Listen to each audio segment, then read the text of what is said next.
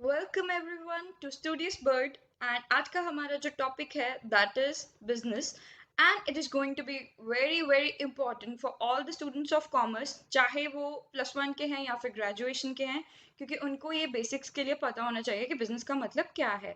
चाहे आप business studies पढ़ रहे हो या बिजनेस ऑर्गेनाइजेशन पढ़ रहे हो, आपको बिजनेस के निटी ग्रिटीज के बारे में पता होना चाहिए। तो हम स्टार्ट करते हैं बिजनेस के मीनिंग के साथ। जब भी हम किसी चीज का मीनिंग करते हैं ना, तो what we should do, we should always try to break that word.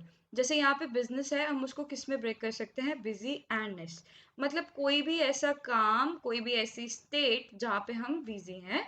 मतलब यहाँ से अगर हम लिटरल मीनिंग देखें इस वर्ड से, तो वो क्या बन सकता है? The state of being busy. पर हम तो बहुत ज़्यादा टाइम के लिए बिजी रहते हैं, कुछ भी करते हो तो बिजी होते हैं, इवन इफ सो रहे हैं, कुछ कर रहे हैं तो बिजी तो होते ही हैं।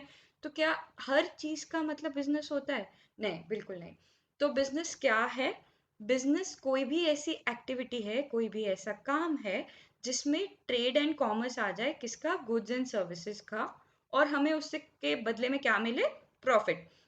अभी यहाँ पे आपके लिए trade and commerce is a new word, इसको भी हम डिस्कस करेंगे बट नेक्स्ट स्लाइड में। अभी के लिए आप ट्रेड एंड कॉमर्स का मतलब समझ लो बाइंग एंड सेलिंग। ठीक है, मतलब कोई भी ऐसा काम जहाँ पे बाइंग एंड सेलिंग आ रही है, किसकी? कोई भी गुड और सर्विस हो उसकी, जिसके बदले में हमें कुछ प्रॉफिट मिल रहा है, तो उसको हम कहते हैं बिजनेस। ठीक है, अभी यहाँ पे हमने वर्ड डिस्कस करा गुड्स। गुड्स में क्या आ जाएगा? गुड्स में आपके टेंजिबल गुड्स भी आ जाएंगे और इंटेंजिबल गुड्स भी आ जाएंगे। टेंजिबल गुड्स कौन से होते हैं? जिनको हम टच कर सकते हैं, फील कर सकते हैं, लाइक योर प्लांट, मशीनरी और योर बिल्डिंग। ठीक है, अगर हम बात करें इंटेंजिबल की, that is just the reverse of tangible goods. अभी इंटेंजिबल में क्या आता है? मतलब जिसको हम टच नहीं कर सकते, फील नहीं कर सकते। ठीक है, इसमें क्या आ जाएगा? आपकी जैसे गुडविल। गुडविल का मतलब जैसे it's basically kind of like reputation. ठीक है, बिजनेस की जो रेपो होती है उसको हम बोलते हैं गुडविल। अभी इट इज योर इंटेंजिबल, क्योंकि उसको ना आप टच कर सकते हो ना आप फील कर सकते हो, बट यस इट एग्जिस्ट। ठीक है, एंड सर्विस।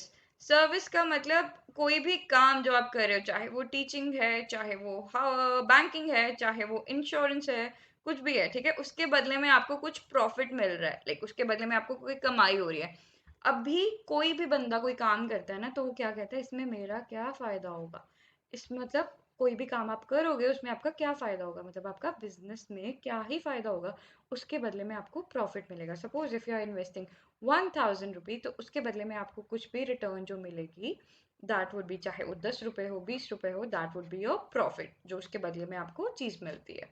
ठीक है, जैसे हम कहते हैं कि हमारे शरीर में ब्लड है, कुछ भी हम काम करते हैं, कुछ भी कर लें, ब्लड उसको ट्रांसपोर्ट करने में, कुछ भी चीज को हेल्प करता है। सिमिलरली बिजनेस में वो काम प्रॉफिट करता है। प्रॉफिट होगा तो आपका बिजनेस आगे चलेगा, प्रॉफिट नहीं होगा तो आपका बिजनेस वहीं पे खत्म हो जाएगा। पर कुछ लोग ऐसे होते हैं जो अपना बिजनेस सिर्फ प्रॉफिट मोटिव के लिए नहीं करते, वो कुछ सोशल कॉज के लिए भी करते हैं। अभी सोशल कॉज में क्या आ जाएगा? वो आपकी डोनेशन हो सकती है, चैरिटी हो सकती है, कोई भी आपका एनजीओ वगैरह नॉन प्रॉफिट ऑर्गेनाइजेशन भी हो सकती है। ठीक है, वो ऐसा काम जो आपके प्रॉफिट के लिए नहीं, बस वैसे ही मन की शांति के लिए, खुशी के लिए, लोगों की भलाई के लिए, वेलफेयर के लिए, उसके लिए जो काम करा जाता है, उसको भी हम बिजनेस में ही काउंट करते हैं। चलते हैं हम अब ट्रेड एंड कॉमर्स। जैसे मैंने आपको बोला कि हम अभी ट्रेड एंड कॉमर्स के बारे में डिस्कस करेंगे। सबसे पहले हम देखेंगे ट्रेड का मतलब। ट्रेड का मतलब क्या होता है?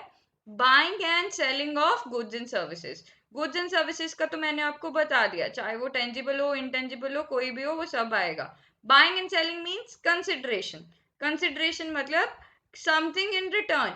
If you are buying something, कुछ भी चीज खरीद रहे हो, उसके बदले में कुछ देना पड़ता है। अभी जैसे हम बात करें कि जब मनी नहीं आई थी ना, तब भी हमारे पास ये बिजनेस चल रहा था। कैसे चल? तब भी हमारे पास ट्रेड चल रहा था। बेसिकली ट्रेड कैसे चल रहा था? बार्टर सिस्टम की हेल्प से। बार्टर सिस्टम की हेल्प से मतलब सपोज आपके पास बुक्स पड़ी हुई है and you don't need books, but you need vegetables. अभी वेजिटेबल्स का क्या होगा कि आपको वेजिटेबल्स चाहिए, वेजिटेबल्स मेरे पास है, मेरे को बुक्स चाहिए। तो आप क्या करोगे? आप मेरे को अपनी बुक्स दे दोगे, मैं आपको अपनी वेजिटेबल्स दे दूंगी। What is this? This is also trade. एक चीज बाय करी जा रही है, एक चीज सेल करी जा रही है।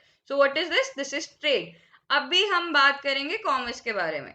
कॉमर्स में हमारी दो चीजें आती है। सबसे पहले तो ट्रेड, वही कि buying and selling of goods and services, और दूसरा आ जाता है एड्स टू ट्रेड, मतलब वो सारी चीजें जो हमें ट्रेड करने में हेल्पफुल रहती है।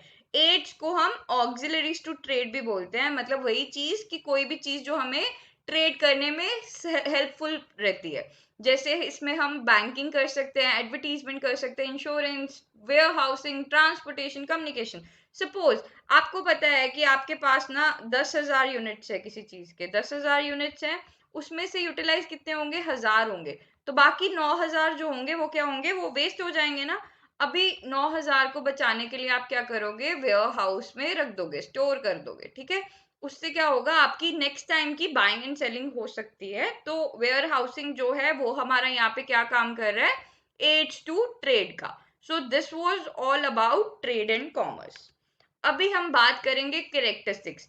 Characteristics means features. फीचर्स और नेचर सेम होता है। अभी बहुत बच्चे ना नेचर और स्कोप में कंफ्यूज हो जाते हैं। नेचर का मतलब होता है कि उसकी खूबियां बतानी है। स्कोप मतलब वो कहाँ पे यूटिलाइज होगा। जैसे अभी मैं सपोज आपको एक एग्जांपल देती हूँ कि let's talk about dog. Dog के नेचर या डॉग के फीचर्स के बारे में बात करें तो हम ये बोल देते हैं कि एक कुत्ते की दो आंखें हैं, एक टेल है, उसके चार पैर है। तो ये क्या हो गया, उसका नेचर हो गया, या उसके फीचर्स हो गए, या उसकी करेक्टरिस्टिक्स हो गई। अभी स्कोप का मतलब क्या होता है, स्कोप का मतलब वो कहाँ पे यूटिलाइज होगा। अभी हम अगर डॉग की बात करें तो वो घर के सिक्योरिटी के काम भी आ सकता है, लविंग रिलेशनशिप बनाने के भी काम आ सकता है, जैसे अफेक्शन देने के काम आ सकता है, कडलिंग के काम आ सकता है। So what is this, this is scope. तो अब हम क्या बात करेंगे, करेक्टरिस्टिक्स ऑफ बिजनेस की। तो सबसे पहली आपके उसी में से आ जाएगी जो डेफिनेशन करी, इकोनॉमिक एक्टिविटी, पैसे के साथ रिलेटेड। नेक्स्ट ऑल्सो आपकी डेफिनेशन में से ही आ गई, production of goods and services, मतलब हम गुड्स और सर्विसेज बना रहे हैं। जो हम गुड्स एंड सर्विसेज बनाते हैं उसको हम बोलते हैं production, and that is one of your feature of business. अगली बात क्या आती है, trade off goods and services. अभी उसको प्रोड्यूस कर लिया, प्रोड्यूस करके रख थोड़ी ना लोगे, उसको कुछ यूटिलाइज करोगे। प्रोड्यूस करने का कोई मतलब नहीं है अगर आप उसको बेच नहीं सकते। सो बाइंग एंड सेलिंग, फिर तो वेस्ट ही हो जाएगा ना, पड़ा रहेगा। तो हमने क्या बात करी थी, फायदे के बारे में, प्रॉफिट के बारे में। उसको बाय करेंगे या सेल करेंगे, ऑब्वियसली बनाया है तो बेचेंगे, उसके बदले में हमें क्या मिलेगा, प्रॉफिट। नेक्स्ट थिंग क्या है कि profit earning, main motive, life blood बताया था ना, तो वही हो गया आपका प्रॉफिट अर्निंग। रिस्क और सर्टिनिटी, अनसर्टिनिटी। अब रिस्क और अनसर्टिनिटी कैसे होती है, सपोज आपने यहाँ पे प्रोड्यूस तो कर लिया, कितना 1,000 यूनिट्स प्रोड्यूस कर लिया। अभी क्या गारंटी कि वो बिकेगा ही बिकेगा, तो there is lot of risk ना। तो बिजनेस के साथ कोई भी बिजनेस शुरू करो ना तो उसमें रिस्क होता ही होता है। अनसर्टेनिटी, पता नहीं क्या होगा, होगा भी या नहीं होगा, दिस इज अनसर्टेनिटी, ठीक है। पर एक चीज होती है, more the risk more the return, मतलब जितना रिस्क लोगे उतना ही आपको रिटर्न मिलेगा। रिटर्न इज फायदा, जितना ज्यादा रिस्क लोगे उतना ही ज्यादा रिटर्न होगा, ठीक है। So that was all for characteristics of business. अभी हम बात करेंगे ऑब्जेक्टिव्स की। सबसे पहला ऑब्जेक्टिव, प्रॉफिट मैक्सिमाइजेशन। बहुत बार बात कर ली है कि लाइफ ब्लड है, लाइफ ब्लड है तो मतलब जरूरत है, यही चाहिए।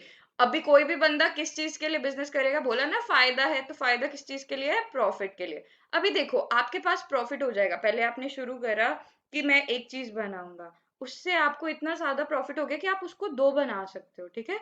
तो when you are getting more and more, you try to invest more. तो आप क्या सोचते हो कि हाँ मैंने एक यूनिट, एक प्लांट लगा लिया, उससे मेरे को 10 रुपए बच रहे हैं, 10 रुपए से मैं दूसरा प्लांट खरीद लूंगा। मतलब 100 रुपए बच रहे हैं, तो उसमें से 10 रुपए से मैं दूसरा प्लांट खरीद लूंगा।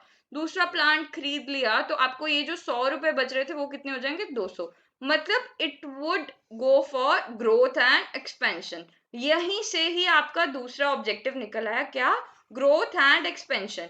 बढ़ रहे हो, बढ़ा रहे हो अपना बिजनेस, और एक्सपैंड कर रहे हो, मतलब अपना सारा बिजनेस जो है वो एक्सपैंड कर रहे हो, उसको ज्यादा होराइजन दे रहे हो, बड़ा कर रहे हो। अभी जब बढ़ाओगे तो आपकी खुद से ही इनोवेशन आने लग जाएंगी। सपोज पहले आप सिर्फ सोप्स बेच रहे थे, ठीक है। अभी आप क्या कर सकते हो, वो जो सोप की जेल आती है वो बना सकते हो, या लिक्विड हैंड वॉश बना सकते हो। क्या हो गया, इनोवेशन, नए तरीके, दिमाग की बत्ती जलेगी यहाँ पे। फिर उसकी वजह से क्या होगा, रिसर्च एंड डेवलपमेंट। इनोवेशन के लिए रिसर्च एंड डेवलपमेंट, ज्यादा लोगों से देखोगे कि क्या जरूरत है, क्या उनको चाहिए। इससे आपका क्या होगा, बिजनेस डेवलप करेगा। जब डेवलप करेगा तो मोर ग्रोथ होगी और मोर एक्सपेंशन होगी, that would in turn yield you more profit. अभी next objective is social welfare. Man is a social animal, बंदा भी सोसाइटी से पैदा हुआ है ना, तो अगर सोसाइटी हमें कुछ दे रही है तो इंसान को भी चाहिए वो सोसाइटी को कुछ दे। जैसे आपने देखा होगा, क्लासमेट की नोटबुक्स है, या आपकी डाबर आमला की ऐड आती है कि आप इतनी चीजें खरीदोगे तो उसके बदले में इतना हम लोगों की पढ़ाई के लिए देंगे, या गरीब लोगों की वेलफेयर के लिए देंगे। So what is this, this is social welfare. This is basically corporate social responsibility, जो कि हम नेक्स्ट चैप्टर्स में बात करेंगे। Next, this should be your first and main motive, customer satisfaction. Although ये यहाँ पे लास्ट में लिखा हुआ है, पर ये आपका सबसे मेन मोटिव होना चाहिए। क्यों? क्योंकि customer is the king of the market. अगर कस्टमर ही नहीं होगा तो आपका बिजनेस चलेगा भी नहीं। सो कस्टमर सेटिस्फेक्शन किसी भी बिजनेस का सबसे बड़ा ऑब्जेक्टिव होना चाहिए, प्रॉफिट से भी बड़ा। क्यों? क्योंकि अगर कस्टमर नहीं होगा तो आपका प्रॉफिट भी नहीं होगा, इससे आपका बिजनेस बिल्कुल ठप हो सकता है, ठीक है। So these were the objectives and characteristics of business. So that was all from my side. If you like this, please like the video, subscribe the channel and comment down below. Thank you.